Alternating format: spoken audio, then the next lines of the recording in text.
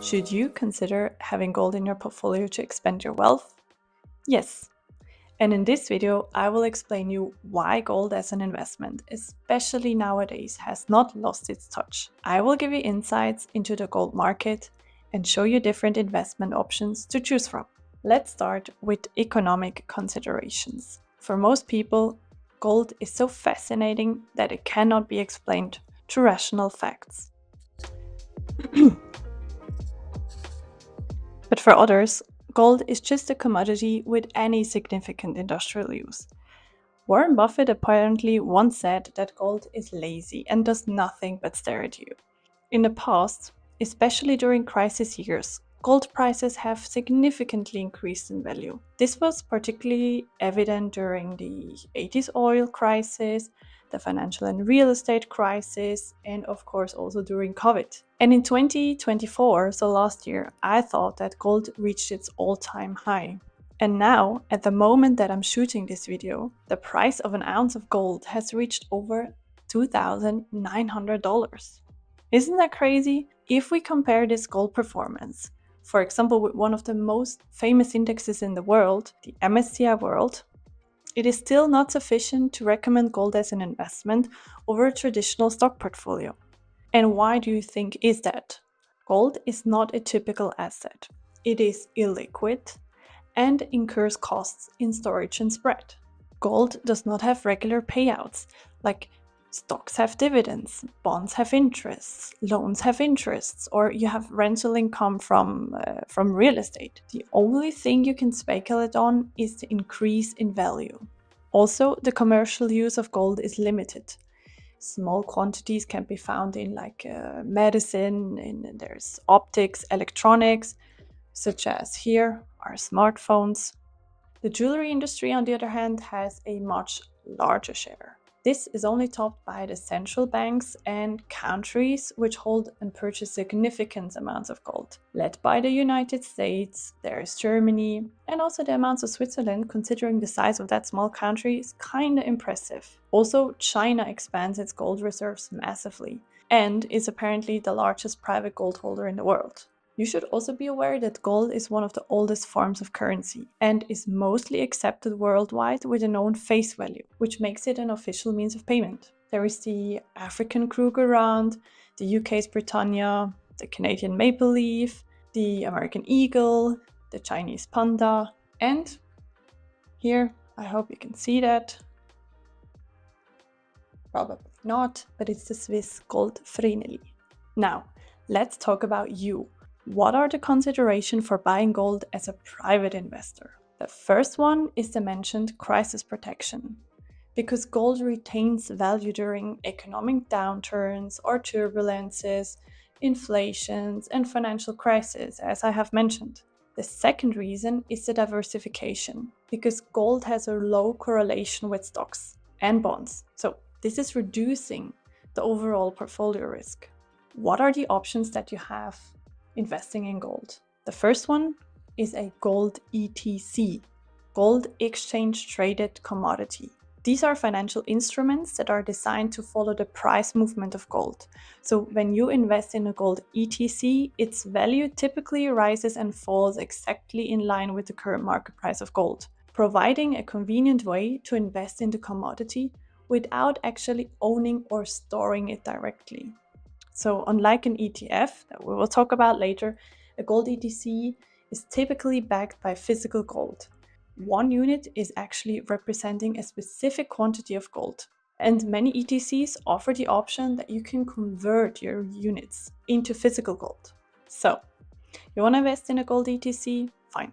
Here's how you do it. You first open an account with a platform that offers access to a gold ETC, such as the Xetra Gold, for example.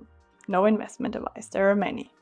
But look at factors like the fees, the spreads, and the liquidity, because some ETCs are more cost-effective or easier to trade than others. Then, same thing as with stocks, you buy a number of units just as you would with a stock or an ETF. And after that, simply monitor the price of gold and decide if and when you want to sell, and if allowed, when you want to convert and how much you want to convert into physical gold. The next option that you have are gold ETFs, so gold exchange traded funds. These ETFs offer a more accessible way to invest in gold by tracking its price, but without requiring physical storage of the metal. So unlike the ETCs, which directly represent physical gold, ETFs are structured as funds and may not always be backed by physical assets. There are popular options like the SPDR Gold Trust, which is actually the largest gold ETF in the world, but there are many others. That could be especially appealing to you because they're very efficient and very cost effective. A downside of investing in gold ETFs that they do not have the option to be converted into physical gold, which is making them, in my opinion, less suitable for someone who wants direct ownership of the metal. Here's also a note on the availability, because that depends on the country. In the US and in Switzerland, for example, investing in a gold ETF is possible because the regulations allow funds to focus on a single commodity. In other countries, such as Germany, for example, a gold ETF is not allowed because the law requires funds to include multiple asset classes and not just a single commodity like gold. If you're interested in a gold ETF, first thing, use a broker that provides you access to the gold ETF. I've mentioned the SPDR Gold Trust. Again, no investment advice. There are many to choose from. The important thing is make sure that you do your fund research first. Look into the fund structure, the fund's fees, and how the fund tracks the price of gold. And then again, you purchase the amount of shares you would like, you track the price, and adjust your holdings based on your personal investment strategy. On that, I'm going to do a separate video about. Another interesting option is to invest in stocks of gold mining companies because they offer indirect exposure to gold prices, as the performance of these stocks obviously leverage to changes in gold's value. The companies may pay dividends as an additional income stream, which is an interesting option for you dividend seekers out there. Major players are definitely in Canada and the US. We have Newmont Mining or Barrick Gold that you might already have heard of. There are big companies in China, several companies in South Africa. Let's not forget our colleagues from down under, because Australia is a big producer of gold. So that list of mentioned countries explains where the most gold is found. And together with Russia, Peru, Indonesia, and also Brazil, depending always on the source, of course, they represent the countries with the highest estimated natural gold reserves in the world.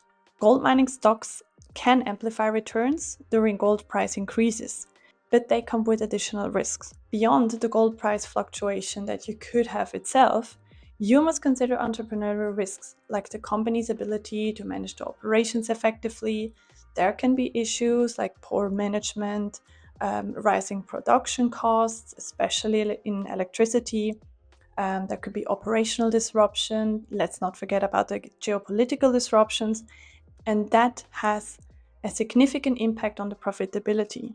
To invest in gold mining companies, it is essential for you to understand the key specific metrics. We can start with, for example, the CAPEX, the capital expenditure. This is an indicator of how much a company is investing and in maintaining or expanding the production of gold. You need to be aware of the annual production, and there are other KPIs like the LOM, the life of the mine, which actually indicates how long the company's current operations can be sustained based on the gold reserves. And if you are still interested in these kind of stocks, fine. First thing, evaluate well-established names. Focus on their financial health, the performance, and the mentioned key metrics at least. Gold mining stocks can be lucrative options if you're someone who is comfortable with adding complexity and risks in your portfolio, but they're not for everyone. The next one I'm presenting is definitely also not for everyone and kind of technical. But let me explain. There is the option to invest in gold derivatives. Derivatives are often referred to, I would say, paper gold, because these are financial instruments that are like future contracts that allow investors to speculate on the gold price without actually owning physical gold. A good amount of those derivatives are traded on major exchanges like the COMEX in New York or the Chicago Mercantile Exchange.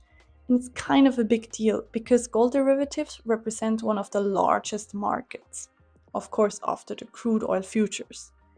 Why should you know about that?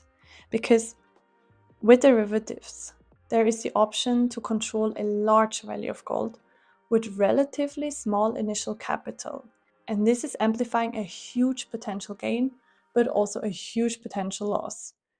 And unlike gold ETCs, gold derivatives are not directly backed by physical gold. And given their complexity and risk, gold derivatives are only suitable for professional investors or institutions, rather than you as an individual, which is why I don't go into more detail here. Let's talk about my favorite form of gold, physical. The first option that you have there is kind of simple. You just go out there and find it yourself.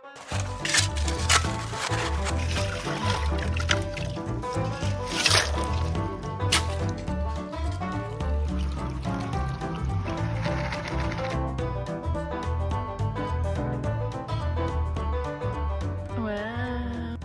So yeah, I'm a proud owner of 7 and maybe and a half flake of gold.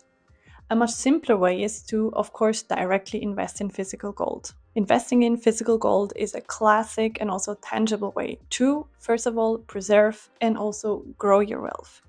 It involves buying into stuff like coins, bars, and jewelry. The most important thing, if you want to invest in physical gold, is that you always and only purchase from certified gold dealers or official banks to avoid counterfeit gold. There is a lot out there. You have to make sure to get the certificates of authenticity that verifies, first of all, the gold's purity and also the gold's weight. The price of gold fluctuates, so make sure that the coins, the bars, the jewelry, whatever you're buying, reflect the current market value, so the spot price. At least be aware what the current spot price is. Of course, sellers add a small premium, but you need to make sure to avoid excessively marked up prices. Think about storage as well, because physical gold is typically stored in secured locations, such as bank safety deposits, professional vaults, or with some specialized gold storage services. Storing gold at home is an option, but I think it's kind of risky and it requires a big investment in high quality safes and also alarm systems. So you need to make the calculation for yourself. If you want to invest in a gold bar or in several bars, I don't know about your wealth, but I recommend to avoid bars under 1 ounce because they come with a disproportionately high fee. And if you think now on the other hand, okay, fine, then I'm gonna buy a big one. That's also not ideal. It seems economical, but the problem is that you can't sell it in smaller portions. The solution are combination bars. They look a bit like a chocolate, but these bars can be divided into smaller segments and offer therefore flexibility for a partial sale. Let's also talk about jewelry. Jewelry offers another unique avenue for investing in gold. Limited edition collections or pieces with historical value can experience significant appreciation over time due to their rarity and the prestige. So, the fewer the items in circulation, the greater the potential for appreciation. Also, here, pay attention to materials and craftsmanship. Only buy pieces that use high purity gold, have unique designs, because they often hold their value better. If you want to pursue this path, make sure that you have sufficient knowledge on the pieces you want to buy. If not, that's fine, but then you have to make sure that you consult a certified expert, especially when it comes to watches and also historical pieces. Unfortunately, this is just a good door stopper made out of plastic and something heavy. If this 1 kilo would be real, the price at the time I'm recording this video would be $93,000. Yes, no interest, nor is this asset multiplying massively, so you won't get super rich with gold. But it will most probably never lose its whole value. And almost all of my wealthy clients do own either physical gold or gold in forms of ETCs. Because instead of holding high cash positions in the portfolio, which let's not forget even brought negative interest rates in recent years, adding gold to your portfolio could reduce risks and positively affect a diversified portfolio. Now, question to you. Do you already hold gold in your portfolio? And for what reasons? I would be very keen to know, so let us know down in the comments below.